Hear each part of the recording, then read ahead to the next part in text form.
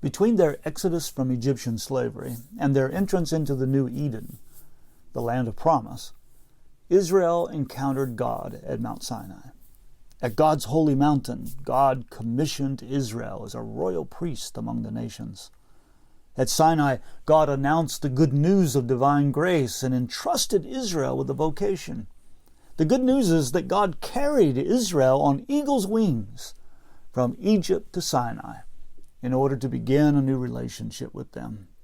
God entered into covenant with them so that they would become God's own possession. God would be their God, and they would be God's people. God blessed Israel with God's own presence and gave them status as God's firstborn among the nations. This status, however, came with responsibility. When God created humanity as the image of God, humanity was invested with the responsibility to fill the earth with divine glory and care for it. In a similar way, when God created Israel, God entered into covenant with them and called them my children, and God gave them a responsibility, a mission, a vocation. Like humanity in the beginning, this mission arises out of their role as royal priest. Just as humanity, as the image of God, is a royal priest within the creation, so Israel is a royal priest among the nations.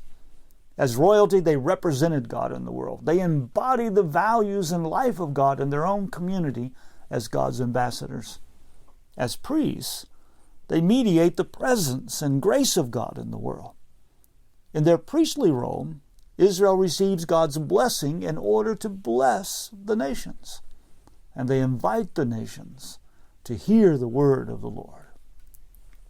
God wanted Israel to showcase wisdom and understanding, to display divine glory and righteousness. The Torah was a witness to the nations, and if Israel lived by its guidance, the nations would say, as Deuteronomy chapter 4, verse 6 anticipated, "Surely this great nation is a wise and understanding people." If Israel followed the Torah, they would embody wisdom, and they would show the nations how to live in peace and harmony and justice. If Israel followed the Torah, Israel would flourish, and in their flourishing, they would commend God's wisdom to the nations. The Great Commission of the Hebrew Bible, found in Isaiah chapter 49, verse 6, underscores Israel's missional purpose. They are a light for the nations, and appointed to bring God's salvation to the ends of the earth. Israel was not simply a means by which God would send the Messiah, but they were also a witness to the holy love of God among the nations. As the image of God in the world, Israel served the nations as a shining city on a hill, a light in the darkness.